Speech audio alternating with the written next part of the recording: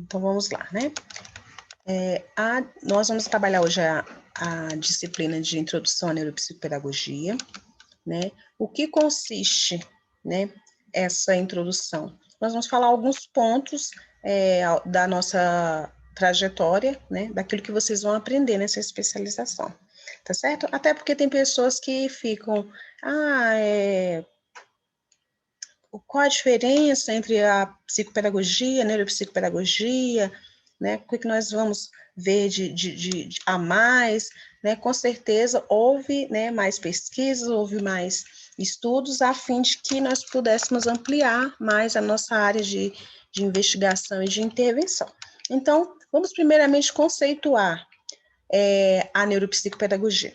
Então, para a gente conceituar a neuropsicopedagogia, a gente tem que lembrar que ela fez a junção aí de 3 áreas do conhecimento. Anteriormente, nós tínhamos a psicopedagogia, onde trabalhava-se a questão psicológica e pedagógica no indivíduo, né? Agora, nós temos a questão da neurociência, que é o diferencial, né, da neuropsicopedagogia. Né? O diferencial por quê? De acordo com o tempo que foi passando, percebeu-se a necessidade de conhecer mais o sujeito, de conhecer mais o ser humano, né, nas questões cerebrais. Então, a neurociência entra fazendo esse estudo do cérebro, né, levando em conta os seus aspectos neurológicos, né, o seu sistema nervoso central, e assim, né, como as suas percepções como um todo. E a partir dessa junção neurociência, a psicologia cognitiva e a pedagogia, deu-se a origem à psicopedagogia, que é a especialização que vocês estão começando hoje. Então, eles fizeram aqui uma espécie de intersecção, ou seja, buscou um pouquinho da neurociência, da pedagogia, da psicologia e pegaram os pontos importantes de cada um. Lembrando que o sujeito, né, ele é um sujeito holístico na sua totalidade, lembrando que a pessoa ela não é só comportamento e cérebro, como aponta a psicologia, apontava, né, anteriormente, não é só a educação e a aprendizagem, como apontava a pedagogia, e nem só o funcionamento do sistema de nervos da neurociência. Então, nós buscamos aí um pontinho em comum em cada um, levando em conta o desenvolvimento humano. E quando a gente pensa no desenvolvimento humano, a neurociência ela entra com um poder muito grande que nós não tínhamos dado a mesma atenção antes. Como que seria isso? O ser humano que ensina e o ser humano que aprende é dotado, né? Tem um cérebro, e esse cérebro ele precisa ser compreendido, né? Tanto para aquele sujeito que não está aprendendo, né? Existe áreas do seu cérebro que provavelmente está apresentando alguma lesão, ruptura, né, bloqueio, algo desse tipo. Assim também para nós que ensinamos, porque a gente pensa que ensinar é uma tarefa, aprender, na verdade, é uma tarefa fácil, mas aprender não é uma tarefa fácil. Então, a gente fala às vezes, eu já ensinei de tantas formas e a criança não aprende. Porque quando nós estudamos o cérebro humano, nós percebemos, né, aonde a criança tem ali áreas de comprometimento na questão cerebral, na questão do que não foi desenvolvido no tempo correto, para que a gente possa fazer as intervenções cabíveis no tempo adequado. Então, nós temos essa intersecção aí do funcionamento do sistema nervoso, né, que é a função da neurociência, ou a psicologia, que antes falava assim, né, avalia-se o comportamento e o cognitivo da criança, então era muito isolado, então trouxe também para essa intersecção. Aí a neuroeducação, com a questão da mente, do cérebro, todo esse envolvimento da psicologia educacional, né, quando tínhamos ali também o psicólogo escolar nessa posição. A neurociência educacional, né, voltada muito para a questão educação, pedagogia, educação, aprendizagem. Então, tudo isso aí, né, percebeu-se que elas não são estanques, elas são áreas que precisavam estar juntas. E muitas vezes a gente, como pedagogo, a gente pensava, não, mas o que eu tenho a ver, né? Essa questão neurológica, essa questão cerebral, deixa isso aí para a área da saúde, deixa isso daí para os neuros, né? Como muita gente pensou. Mas não, se nós que somos, né, os ensinantes, nós que somos os professores, nós que somos o neuropsicopedagogo ou o psicopedagogo, os interventores das áreas que estão prejudicadas em relação à aprendizagem, então a gente precisa ter um conhecimento mais amplo. É por isso que fala que a educação ela é ao longo da vida. Então, a cada vez que se pesquisa, percebe-se que a gente precisa ir mais além com relação ao sujeito. O sujeito ele é surpreendente, ele é dotado de capacidade de superação que a gente nem sequer imagina, né? A plasticidade do nosso cérebro é muito grande. Então, mediante intervenções, o nosso cérebro ele se desenvolve, né? Mas para eu poder intervir, eu preciso saber o que está acontecendo, aonde está o problema, aonde está a lesão, aonde está o comprometimento, né? Por isso que vocês estão aqui hoje, né, buscando essa especialização para que vocês sejam esses especialistas na área, né, de neuropsicopedagogia. Então, vamos lá. Como eu acabei de falar, essa junção, ela não foi à toa, né? Ela veio com o desenvolvimento humano, com as dificuldades que o ser humano foram apresentando ao longo da vida, no seu desenvolvimento, né, total, global. Então, juntou ali.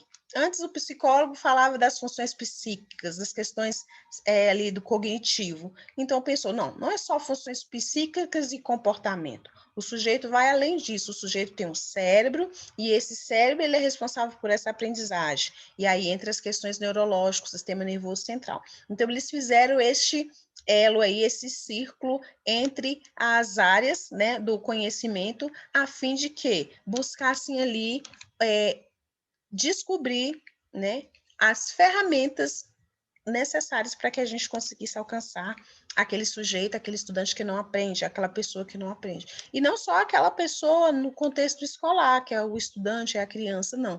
Também é pessoas que passam por outros tipos de problemas que limitam a sua aprendizagem, seja por um problema de saúde, um AVC, um acidente, né, automotivo, enfim, alguma coisa que veio trazer dano àquela pessoa, tá? Então, a neuropsicopedagogia, ela entra como essa pessoa que vai fazer esse trabalho de readaptação aí.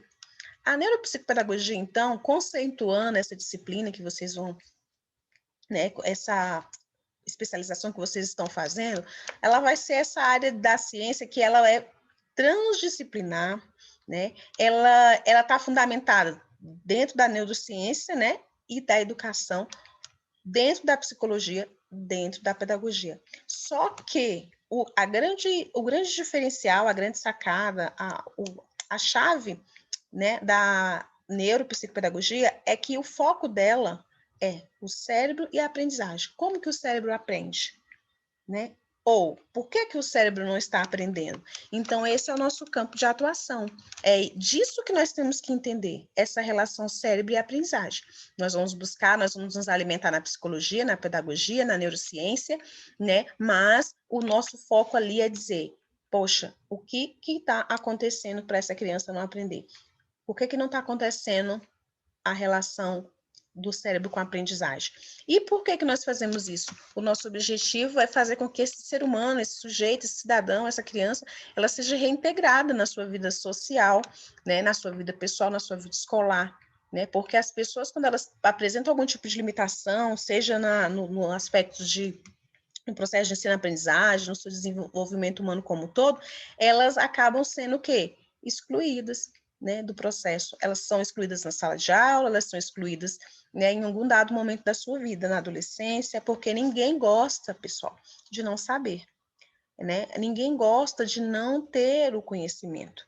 E quando você ainda é uma criança que você não entende muito, vai passando, mas a partir do momento que a criança ela percebe, né, como os colegas sorriem, ou como às vezes o professor fala num tom assim, às vezes mais alto, porque ela não compreendeu, e a criança ela vai percebendo aos poucos que ela não compreende os comandos simples, que ela não consegue se manter atenta como as outras. Então, isso aí vai trazendo os danos aí emocionais, né?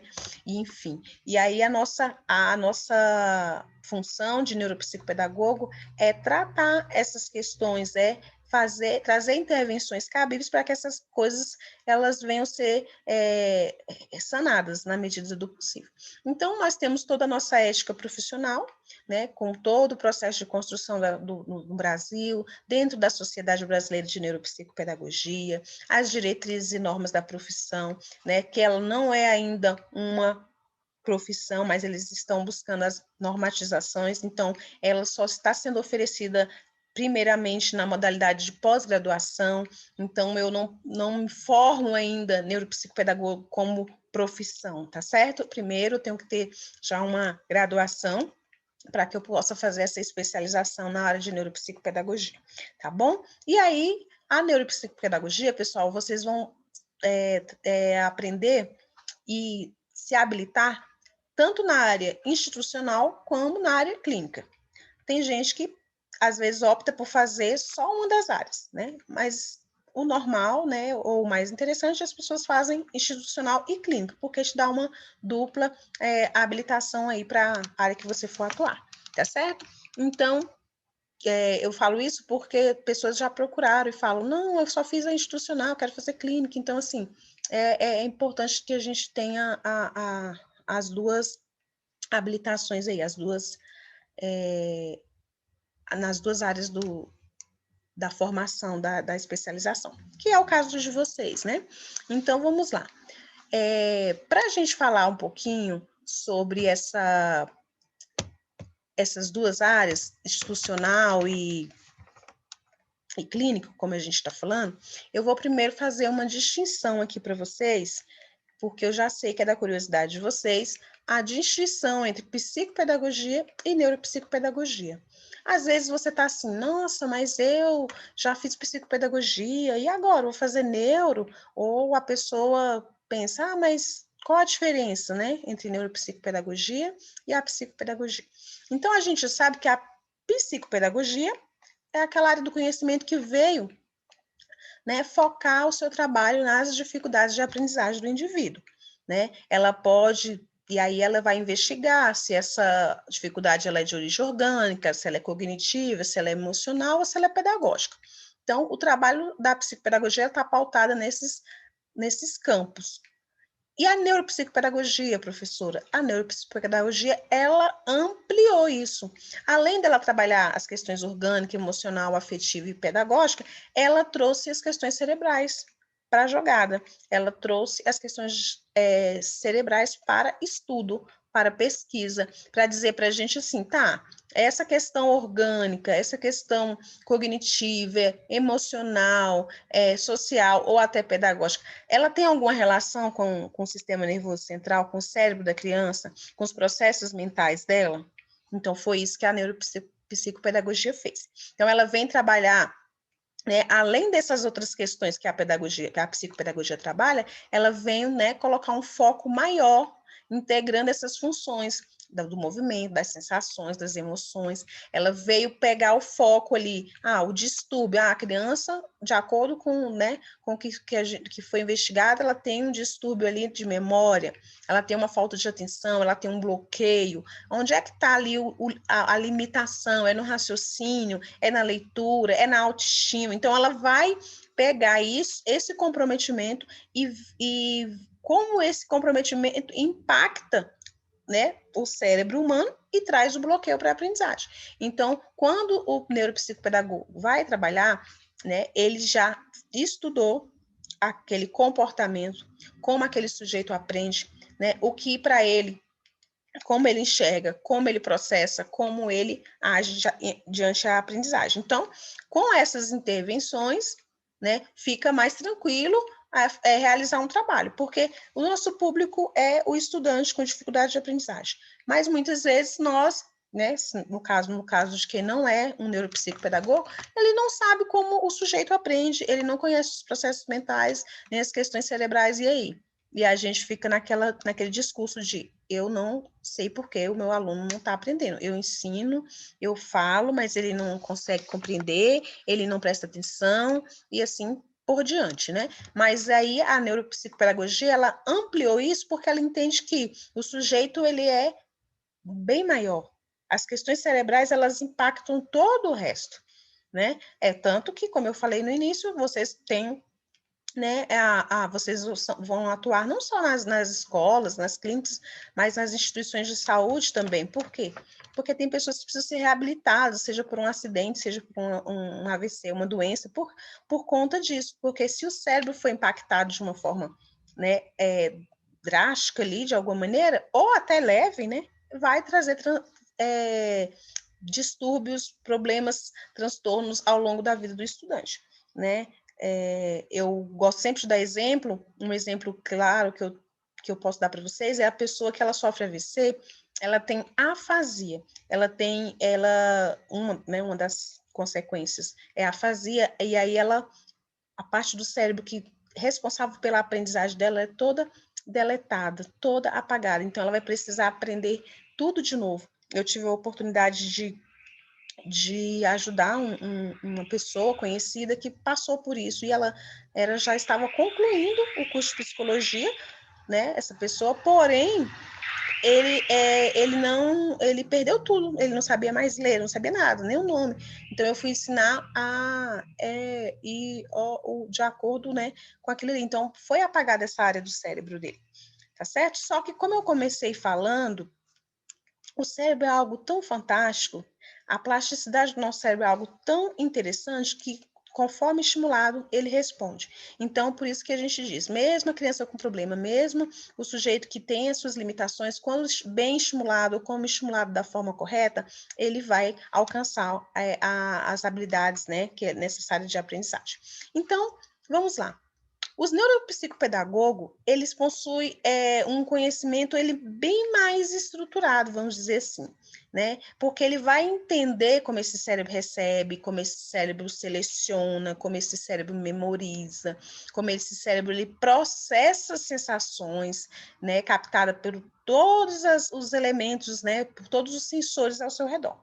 Então, através disso, o neuropsicopedagogo ele vai usar, né, de ferramentas, de metodologias, de técnicas educacionais específicas, né, voltada para aquelas características cognitivas diferenciadas daquele sujeito, né? Então, ele vai fazer uma seleção daquilo que ele precisa utilizar para alcançar o resultado, né? Então, é uma área de extrema importância, né, dentro da educação hoje, porque, como eu costumo dizer, era importante que todos nós, educadores, tivéssemos um conhecimento acerca das questões cerebrais.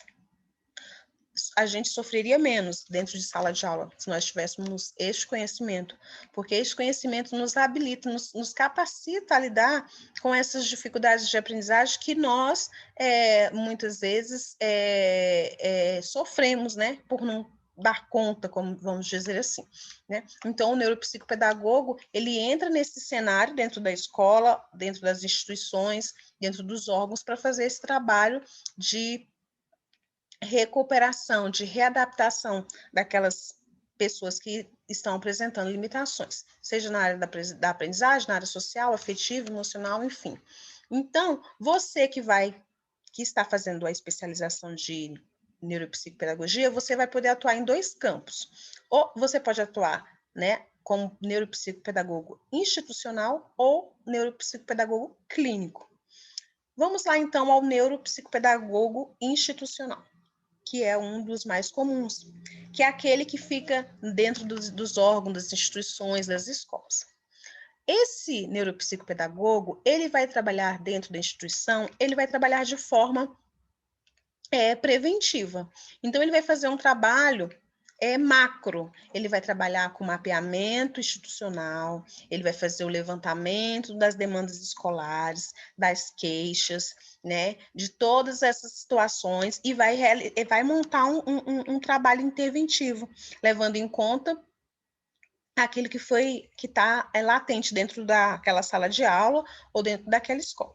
E como que é o trabalho institucional? Pessoal, o trabalho institucional, você trabalha com mapeamento institucional, acompanhamento do processo de ensino e aprendizagem e assessoria do trabalho coletivo. Então, vamos aqui a um exemplo. Eu tenho uma queixa de um aluno que chegou como sendo uma criança desatenta, por exemplo. Conforme as observações no âmbito escolar, né, na recreação, as observações na fila, as observações na sala de aula, né, na recreação, nos intervalos, tudo, a neuropsicopedagoga vai fazer as observações cabíveis, tanto quando na sala de aula, tanto em todos os setores da escola, vai observar, vai pegar dados que um profissional comenta, outro, e vai fazendo ali um checklist. Lá na frente, ela vai juntando aquilo, vai juntar o que a mamãe fala, vai juntar o que a professora fala, e aí ela vai descobrir que aquela criança, ela, na verdade, não tinha déficit de atenção. Na verdade, quando ela começou a mobilizar os recursos, colocar a criança na primeira fileira, né, orientar a professora a colocar aquela criança na primeira carteira, orientar a professora a trazer uma atividade com uma letra maior e tal, ela percebeu que essa criança, ao invés de déficit de atenção, ela tinha um déficit ali visual, que passou despercebida ali no primeiro momento, até porque a criança não estava usando óculos, e os pais também não falaram, e aí? Então, era algo que foi resolvido a nível institucional. Aí a mãe veio, aí você fez o encaminhamento, né, para o especialista, no caso o oftalmologista, e a criança passou a usar o óculos e resolveu-se aquela questão ali.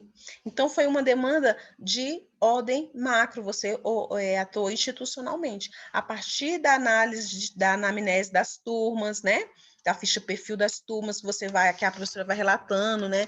Eu tenho tais crianças com dificuldade de aprendizagem, eu tenho tais crianças com isso, com aquilo, aí você faz aquela ficha perfil e vai fazer um trabalho institucional, um trabalho macro, um trabalho coletivo de mapeamento, acompanhamento do processo de ensino e assessoria ao trabalho coletivo, viabilizando o quê, gente? Como está no nosso quadradinho verde, as estratégias, né, para o desenvolvimento desse processo de ensino, viabilizando materiais de discussão e espaços coletivos, porque às vezes a gente também tem que se perguntar, mas será que a criança realmente tem problema? Ou será que nós não estamos preparados? Será que nós não estamos precisando de uma formação um pouco mais aprofundada em determinada área do conhecimento, em determinada necessidade especial? Às vezes a gente também tem que, né, como neuropsicopedagogos institucional, a gente vai ter que fazer esses questionamentos. Então, o neuro vai fazer esse trabalho de desenvolvimento, viabilizando esses recursos, viabilizando, se for o caso, palestras, formações continuadas, coletivas, para que a gente possa, né, trazer as respostas, né, sanar os problemas dentro da escola. Por isso que a atuação é institucional. E, se for o caso, como eu falei até aqui do oftalmologista, fazer os encaminhamentos adequados. Igual se ela não tivesse feito um trabalho macro de assessoria e tudo ao professor, de acompanhamento do processo de ensino, de mapeamento institucional, ela não saberia, como está aqui no quadradinho laranja, para quem que ela enviaria aquela criança, para que tipo de especialista externo profissional ela mandaria. Ela poderia mandar por neuro, achando que a criança tinha um problema de déficit de atenção, quando na verdade era só um problema oftalmológico. Está vendo como o trabalho institucional é um trabalho macro, é um trabalho que precisa ser observado, é um trabalho que você precisa estar assessorando o professor, que você precisa estar fazendo esse acompanhamento do ensino-aprendizagem das crianças, assim, desse processo de ensino, assim, né, periodicamente, né, de acordo com as fichas, perfis das turmas da sua escola. Se for dentro de órgãos, né, eu trabalho como neuropsicopedagogo dentro de um órgão de saúde ou dentro de um órgão mesmo da Secretaria de Saúde, de Educação, mesmo que você não esteja lotada dentro de uma escola. Então, o trabalho institucional, ele é esse. Ele pode ser que a queixa surja com o professor, com o aluno, com o próprio aluno, né, ou com o responsável, ou com qualquer outro profissional da escola que pode fazer a queixa daquela criança, aquela queixa escolar.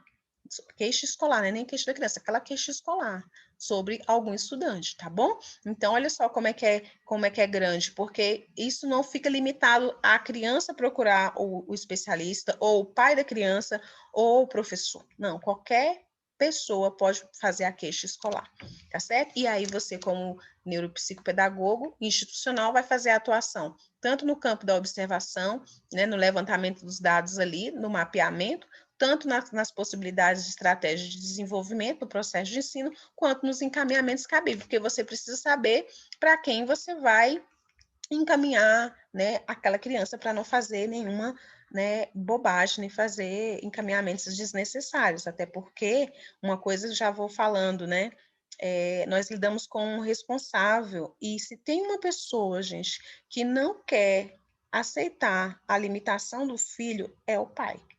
Todo pai, ele quer ter o filho sem nenhuma limitação, é claro, né? Como pode a gente querer um filho com dificuldade, né? Ninguém quer.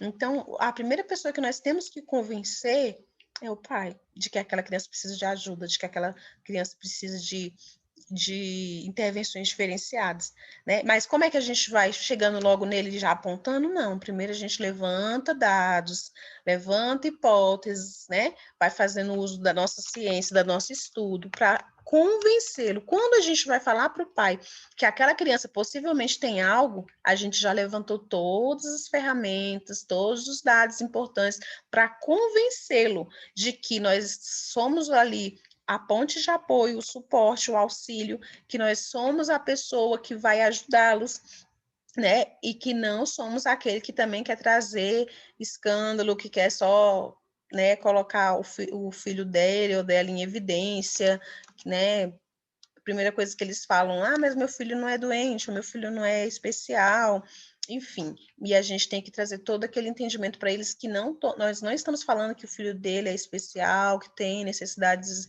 especiais X ou Y. Nós estamos falando que ele precisa de intervenções pedagógicas diferenciadas, de adequações, né, dentro do processo de ensino-aprendizagem, porque há, de repente, né, um dano ali na área X, Y ou Z do cérebro, né? Enfim. E aí a gente vai trazendo isso com muito cuidado, com muita cautela, tá? Porque a gente passa por isso. Então, na área institucional, é isso. Você vai fazer o trabalho macro, né? Um trabalho mais global.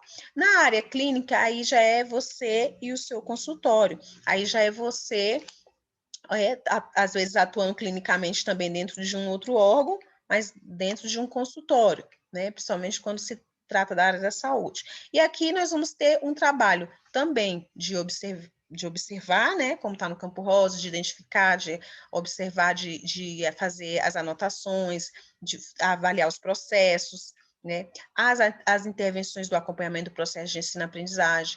Você também vai criar as estratégias que viabilizem esse processo de ensino. Tudo isso nós vamos precisar fazer. Só que nós vamos fazer agora um pouquinho diferente, porque nós estamos agora de longe.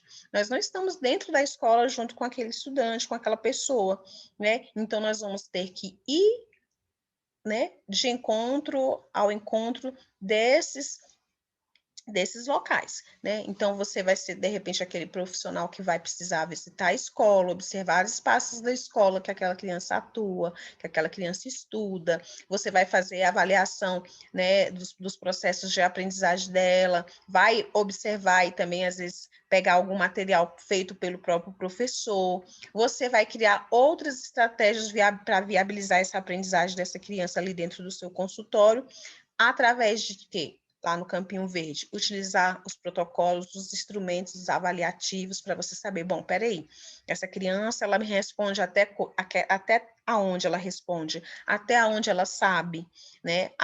Da onde eu posso partir? Eu preciso ter um ponto de partida. Então, eu só vou conseguir isso a partir de uma avaliação. Eu faço a avaliação, eu faço o levantamento dos dados, da onde eu posso iniciar o meu trabalho, né? E aí, né, esse trabalho é um trabalho investigativo, porque dentro do consultório vocês já podem pegar, o pai vai te procurar muitas vezes já com diagnóstico. O meu filho tem um laudo de déficit de atenção e hiperatividade. Não, meu filho tem um laudo de dislexia, meu filho tem um laudo, né? A criança às vezes vem com um laudo, a mãe vem buscar você já na clínica, já tem um laudo definido.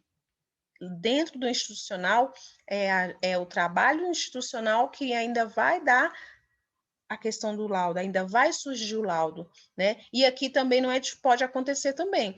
Às vezes, só por conta de uma queixa escolar, o pai já procura lá, né, o especialista, o neuropsicólogo, né, o neuropsicopedagogo, e aí ele percebe que, de acordo com o que você foi atendendo, você vai falando para ele, e aí sim você vai fazê-lo buscar, fazer os encaminhamentos necessários, né, para esse estudante. Por isso que você tem que fazer isso, né, de acordo com os pareceres técnicos, com as avaliações, com os relatórios bem profissional. Por quê? Porque você não pode partir do nada, baseado no nada. Tem que ser baseado em fatos, em situações, né, em avaliações, em situações que tragam subsídios para que quando você falar para esse responsável que vai encaminhá-lo para um neuropediatra, por exemplo, ele não te questione, falando, mas meu filho nem é doido, né? Então, você precisa estar bem embasado com o seu material, né, com a sua investigação, com a sua linha de investigação, porque querendo ou não, nós vamos acabando seguindo uma linha de investigação, né? Nós seguimos uma linha de, nós estamos indo por aqui, né? E aí tudo indica que a criança, né, como eu falei, aparentemente, naquele caso que eu dei, tudo indicava que era um déficit de atenção, mas conforme a investigação foi acontecendo, as assessorias, foi descobrindo que não era só um problema visual, entendeu? Então, atenção mesmo para não fazer os encaminhamentos errados, para os profissionais errados, né? Então, assim, é só uma dica mesmo, e esse exemplo é para que vocês entendam que, como vocês vão estar dentro da clínica, vocês vão trabalhar muito buscando dados externos, buscando respostas da escola, do professor, do profissional, né? E o que você faz ali dentro do seu consultório, né? Diferentemente de quem está inserido num contexto maior, que é o institucional, que você está lidando no dia a dia, né? Fazendo os trabalhos de forma mais global, e aí você, né? Então, o trabalho ele diferencia de um campo, de uma área para outra, né? Mas todos, em ambas, o nosso objetivo é aprendizagem. O cérebro da criança aprende como? Como essa criança aprende, né? Como eu posso ajudar? Como eu posso intervir? O que está faltando para essa criança? Então, a gente precisa estar sempre com essa antena ligada. Então, falando nisso, nós precisamos fazer dessa avaliação. No decorrer, o trabalho de vocês, em decorrência, né, da atuação de vocês vão precisar avaliar. E aí, vocês têm que saber o que vocês podem avaliar, né? Vocês podem avaliar áreas de leitura, de escrita, de compreensão, de intelecção de texto e aritmética, atenção, funções executivas, processos, né, psicomotores, pré-requisitos de alfabetização, tudo isso é livre para nós, né, neuropsicopedagogo. No entanto, é que fique bem claro para a gente o que a gente não pode, tá? O que não compete a nós é avaliar a inteligência, os transtornos de humor, psicóticos, alimentares, entre outros. Isso aí não é da nossa ossada. Isso aí é da área da psicologia, da neurologia, não compete a nós. Assim também, pessoal, como não nos compete fazer diagnóstico, dar diagnóstico, tá? A gente nunca pode falar para um responsável, o seu filho tem déficit de atenção. O seu filho tem. Nós não podemos, tá? Nós não estamos. Nós não somos o profissional que vai falar isso.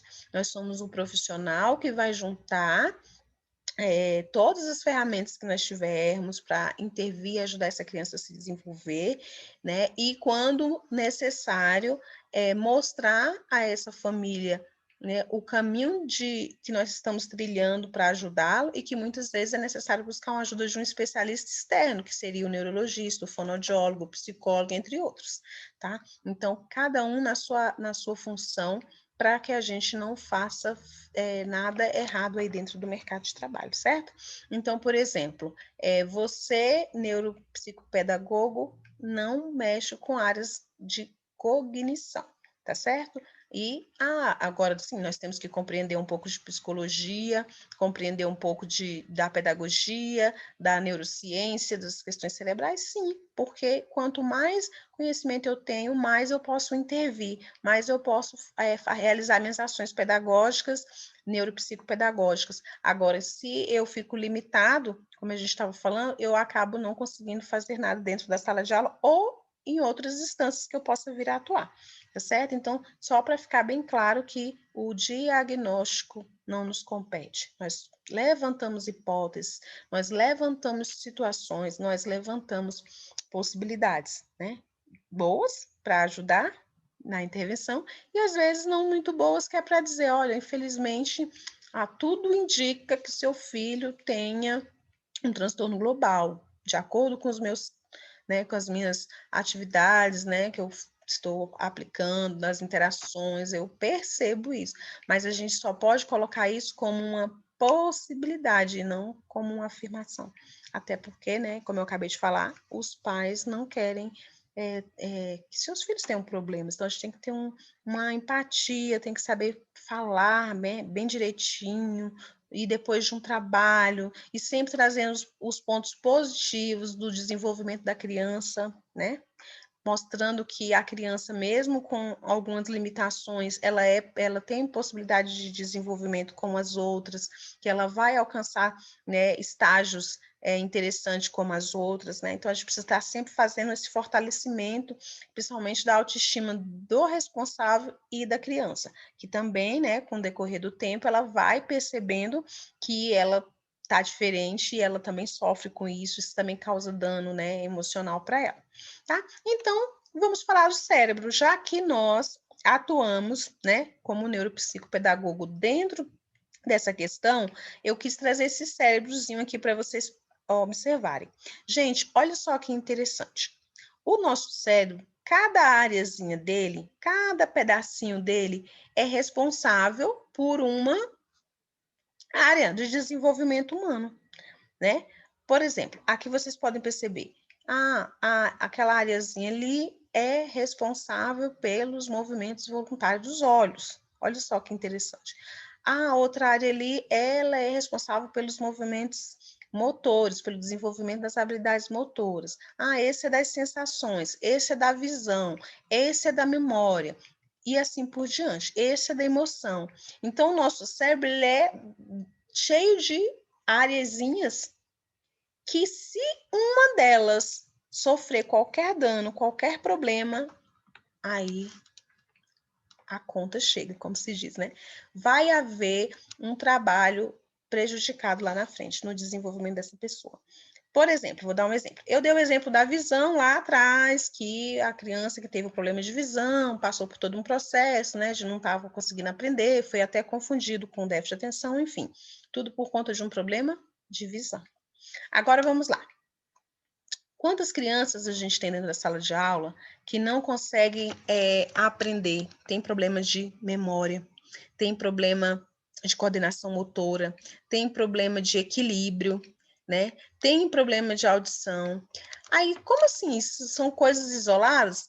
Gente, uma dessas coisas que, sendo prejudicada no seu desenvolvimento, afeta o seu desenvolvimento com relação à aprendizagem. Por exemplo, Alcione, mas como que a gente vai saber? Como neuropsicopedagogo, lá quando você estiver fazendo os atendimentos, né, do seu pai e tal, você vai fazer um trabalho chamado de anamnese com o responsável. E lá, por isso que eu falei que nós somos investigadores, né? Nós vamos pegando cada linhazinha do caminho, cada pista, né, para chegar ali no nosso objetivo. Por exemplo, quando a gente faz uma anamnese com o responsável, ele vai dizer para a gente quantos meses a criança nasceu, se foi de parto a termo ou cesariana, se foi prematuro, com quantos anos a criança falou, ou, andou, controlou os esfíncteres, assim por diante. Só com essa informação, gente, eu vou ser sincera para você, a gente já mata quase que 70% da charada, viu? Eu vou botar 70%, estou sendo modesta. Sabe por quê? Tem muitas crianças que, quando você vai ver, demorou para falar, demorou para andar, teve problema na hora ao nascer, Outra coisa que a gente gosta de perguntar, com quantos mesezinhos você segurava e o pescocinho da criança não caía e tal? Então, assim, geralmente aos 3 meses a criança já tem que estar com esse pescocinho um pouco durinho, senão já é um fator de preocupação. Então, tudo isso, muitas vezes é passado despercebido, e aí a criança também, muitas vezes, não passou pela precoce, né, pela estimulação precoce, que também é um fator de intervenção. Por exemplo, toda criança prematura é importante passar pela estimulação precoce. Não é uma obrigação. Tem crianças prematuras que não passou. Eu, por exemplo, quando nasci, naquela época, acho que nem tinha, então não teve estimulação precoce para mim. Outras crianças também que eu sei que nasceram prematura e não passou. Mas hoje em dia eu vejo que os médicos eles observam muito, né? E a maioria eles mandam para estimulação precoce, né? Quando nascem de modo prematuro. Então, assim, esse processo de desenvolvimento que acontece tardio em alguma área, seja na fala, seja na audição, seja no andar, seja nos aspectos motores, cognitivos, emocionais, de autonomia, em qualquer área, vai refletir lá na frente na hora que a criança chega dentro da escola para aprender. Né, desde as pequenas coisas às maiores, porque tem crianças que não conseguem nem compreender comandos simples, né? Então a gente precisa estar bem atento para isso. Então eu quis mostrar esse cérebro para vocês, para que vocês percebessem como é importante o nosso objeto de aprendizagem e de trabalho, tá certo? E por que eu mostrei esse cérebrozinho aqui para vocês? Porque tem uma outra coisa que eu quero mostrar aqui para vocês que é fantástico. Por exemplo, se nós precisamos conhecer aquele cérebro que eu acabei de mostrar e descobrir aonde que está a falha ali, se é na visão, se é na audição, se é na coordenação, né? Isso significa que para que um ser humano, para que um sujeito, para que uma criança se desenvolva e aprenda, tenha prontidão, né, para a aprendizagem, de acordo com o que foi estudado ao longo da nossa história acadêmica, né, e científica, descobriram-se que tem pressupostos que estão relacionados à aprendizagem, né? Então, esses pressupostos, eles precisam estar em dias para que a gente aprenda. Por exemplo, para você aprender, né, a memória, o ritmo, a sua lateralidade, a sua linguagem oral, a sua análise e síntese visual e auditiva, a orientação temporal, a coordenação motora, todas essas habilidades, todos esses pressupostos precisam estar, ó, 100%.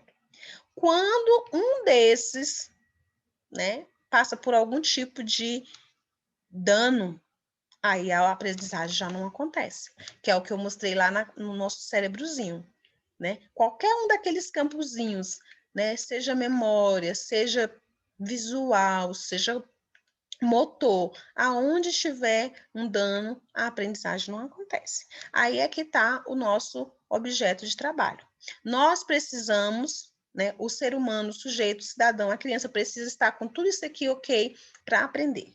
Uma vez que uma dessas coisinhas, que um desses pressupostos que eu estou mostrando para vocês não está legal, a criança não aprende. Sendo assim, o que acontece, pessoal? Sendo assim, houve uma falha em uma daquelas áreas cerebrais, eu e você temos que saber qual área que foi afetada. Foi a área da memória? Foi a área da coordenação? Foi a área de equilíbrio? Qual área que está sendo comprometida ali? Que aí nós vamos fazer a intervenção certa. Nós vamos trabalhar dentro daquilo que é o prejuízo, né? Naquela criança, naquela pessoa. E aí ela vai se reabilitar, ela vai ser reabilitada socialmente, como falei lá no início, emocionalmente, afetivamente, academicamente e assim por diante, tá? Mas precisa sim a gente saber. Ah, Alcione, mas como é que a gente vai saber? Pessoal, é através de uma avaliação. Ao longo do curso, né, da especialização de vocês, vocês vão saber que vai chegar o momento da avaliação, que a gente não tira informações do nada. Vocês vão fazer os testes, as avaliações, vai juntar as informações que eu falei de anamnese, de mapeamento, de observações, e vai descobrir né, para que lado, né, que aquele aluno está tendencioso, né? Se ele está mais tendencioso para uma criança que tem déficit de atenção e hiperatividade, né, porque ele não consegue controlar os processos inibitórios, porque ele, né, ele está ali muito inquieto, tal. Ou porque essa criança ela tem um problema de transtorno de processo auditivo central, ou seja, ela ouve e não consegue processar.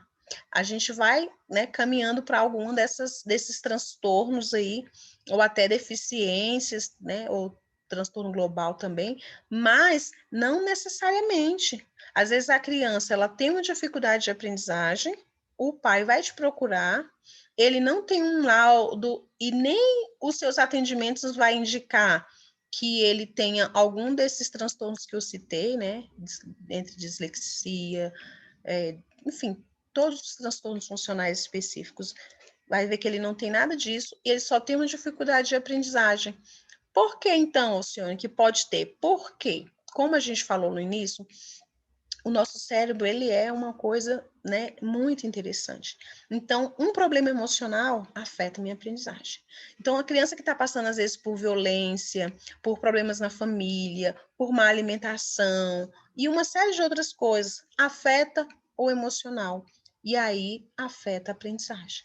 Vocês entendem? Então, vocês vão atuar não necessariamente ou especificamente com crianças que têm um laudo. Pode chegar lá com laudo para vocês, beleza. Se não tem um laudo, você com o seu trabalho pode ir levantando as hipóteses e percebendo que aquela criança é uma criança especial, que ela tem ali um indicativo de deficiência, transtorno e etc. Pode, mas também você pode simplesmente ter uma criança, né, que está passando por um processo de onde os pais estão se separando, afeta na aprendizagem. Violência doméstica, a mãe apanha ou a própria criança, aí a criança também não vai aprender.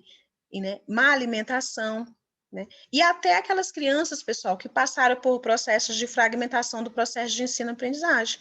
Alcione, como que é isso? Aquelas pessoas que mudaram muito de estado, de um estado para outro, às vezes o pai fica mudando, não conclui o ano, então a criança muda muito, fica muito tempo sem estudar, estuda 6 meses, aí passa os outros 6 meses sem estudar, e quando vê já teve que ir para o ano seguinte. Vocês entendem? Então aquilo ali também gera dano, né? As questões cerebrais são comprometidas e o desenvolvimento, né? O processo de ensino-aprendizagem fica comprometido também para essa criança. Então, é para que vocês entendam que nosso público, né? Eu costumo dizer que nós trabalhamos com caos, né? Que a gente brinca assim, quando ninguém dá conta, quando ninguém, né, conseguiu, aí eles querem mandar para o neuropsicopedagogo hoje, né? Antes o psicopedagogo e agora o neuropsicopedagogo, porque agora a gente percebe que, além das questões psicológicas e pedagógicas, tem as questões cerebrais que precisam ser ali, enfrentadas, né? Então, é para que vocês entendam que nós temos um público-alvo bem grande de pessoas com dificuldades. Aí eu quero dar até um exemplo aqui para vocês. Por exemplo, se a gente for pegar anos atrás, a gente vai dizer assim, nossa, mas nem na minha época nem tinha esses problemas, né? As pessoas hoje têm muito problema de aprendizagem, antes nem tinha, na verdade tinha. Só não tinha o profissional, que sou eu e você, né? Nós não estávamos assim em evidência como hoje. Então, às vezes a criança não aprendia, a mãe falava, não sabe, não tem interesse, e xingava ali a criança e ficava por isso mesmo, mas não ia buscar um suporte, um auxílio, uma ajuda. A criança, por sua vez, né, o adolescente, já quando via que não estava aprendendo, se esquivava, abandonava os estudos, porque era mais fácil ele abandonar do que ele dizer, eu não consigo aprender.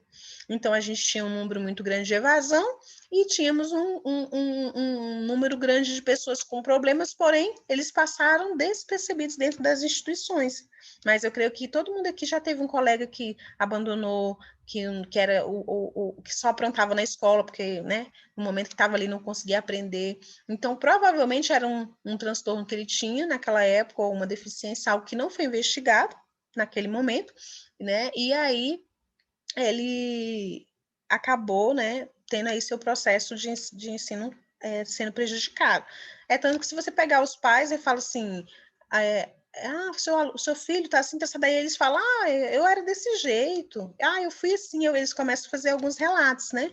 Então, acho até engraçado, porque se tivesse, muitos vai enfrentar a vida, o mercado de trabalho, assim, né, na sorte mesmo, né, a grosso modo, porque eles não conseguiram ter um processo de escolarização bacana, né, diante das dificuldades que eles tinham. Então, eles enfrentaram só mesmo o trabalho e abandonaram as questões escolares, né? Então, mas hoje isso é diferente, nós estamos aqui para oferecer esse trabalho e deixar assim as pessoas tranquilas de que todos nós temos condições de aprender e que o nosso cérebro ele tem uma plasticidade incrível.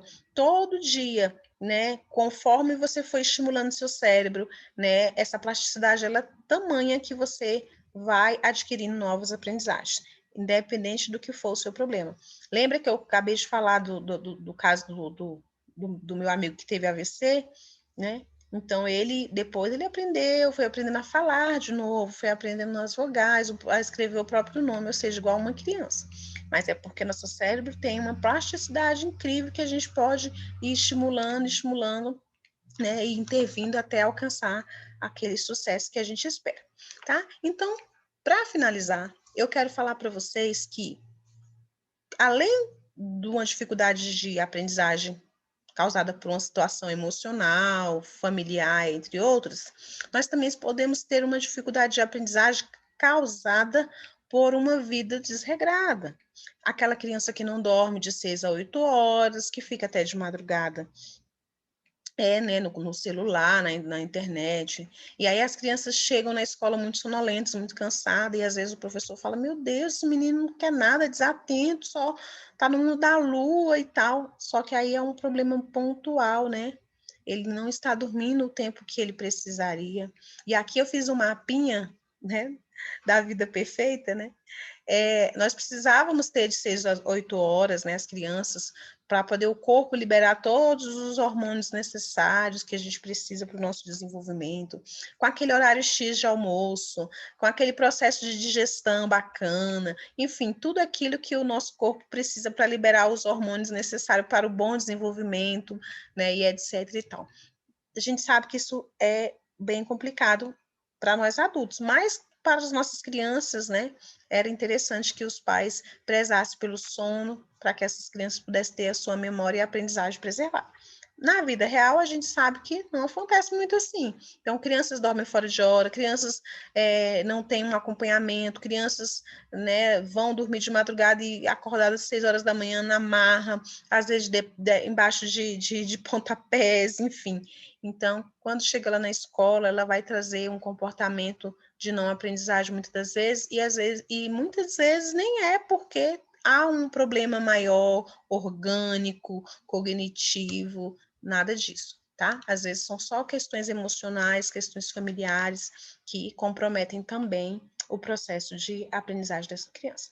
Então, que fique bem claro que vocês têm aí uma área bem ampla para atuar e que essa área, ela é uma área, assim, riquíssima, que exige de nós, assim, muito em relação à compreensão desse sujeito como um todo, né, desse estudante como um todo.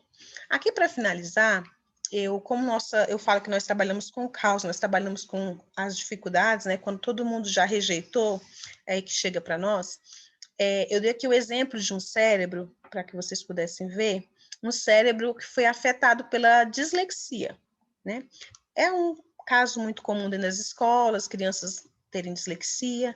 É um caso que também nós precisamos de uma equipe multidisciplinar, né? Então, não se diagnostica uma criança com dislexia só por um ou dois profissionais, não, é uma equipe, né? E depois de muitas avaliações, então precisa de fonoaudiólogo, psicólogo, neurologista e assim por diante, né? Neuropsicopedagogo e assim vai. Então, essas áreas que são afetadas ali no desenho que a gente está vendo, por exemplo, eu coloquei ali umas pintadinhas, né? Onde as crianças, onde uma área de um aluno disléxico está sendo afetada, tá? Para quê? Para a gente perceber que de acordo com a avaliação que você fizer ou de um laudo que chegar, nós vamos saber exatamente onde temos que atuar. Por exemplo, se a pessoa tiver a área amarelinha ali para laranja aqui com afetada, que eles chamam aqui, ó, de colinguagem, resgate de memória, atenção, cognição espacial, ele vai apresentar problemas nisso aí, né? Problema de atenção, de cognição, é aquela coisa mais ampla, né? Então, o problema, né, da linguagem. Se ele tiver ali já mais para o lado, né, frontal, ali próximo, já vai ter outro comprometimento ali, questão da fala, né, das metáforas, das rimas, já vai ter dificuldade. Então, toda a área que for comprometida dentro de uma situação de dislexia, você vai ter os campos que precisam ser atuados. Aí você fala assim, não, mas aí ele tem que ir só para fonoaudióloga? Não, tem que ir também para as outras intervenções, neuropsicopedagógicas, por exemplo. E muitas vezes o pai não vai levar para o fonoaudiólogo, vai levar só para o neuropsicopedagogo, porque ele está preocupado com a questão de ensino-aprendizagem, né? E o fonoaudiólogo, às vezes, eles pegam mais os campos de problemas que afetam a linguagem, né? Que aí já foge um pouco da gente, que são as trocas, né? As trocas fonêmicas, né? Quando a criança já tem um problema ali na questão da fala mesmo, que prejudica ali o processo de aprendizagem também, só que de uma forma mais específica. Agora, as questões de aprendizagem, esse resgate da questão, ele tem problema da memória, ele tem problema da coordenação, ele tem problema da percepção visual, na percepção auditiva, né, na lateralidade, na orientação espacial, tudo isso compete a mim e a você avaliar e intervir. Tá? Quando já temos o diagnóstico, não significa que nós não vamos avaliar, precisamos avaliar. Sempre temos relatórios devolutivos, relatórios neuropsicopedagógicos, né, que é um relatório, um documento maior que vocês vão fazer, que fala tudo que o aluno, né, desde a época que ele entrou na escola, desde o seu desenvolvimento ali da barriga da mãe até o dia atual. Então, o nosso trabalho, ele é um trabalho amplo, ele é um trabalho sério, ele é um trabalho muito lindo, porque não tem coisa mais gratificante do que você ver o desenvolvimento daquela criança e aquele pai falando, meu filho conseguiu, né? Conseguiu superar essa limitação. Tá joia? Eu agradeço a atenção de vocês, né? E até a próxima aula. Obrigada.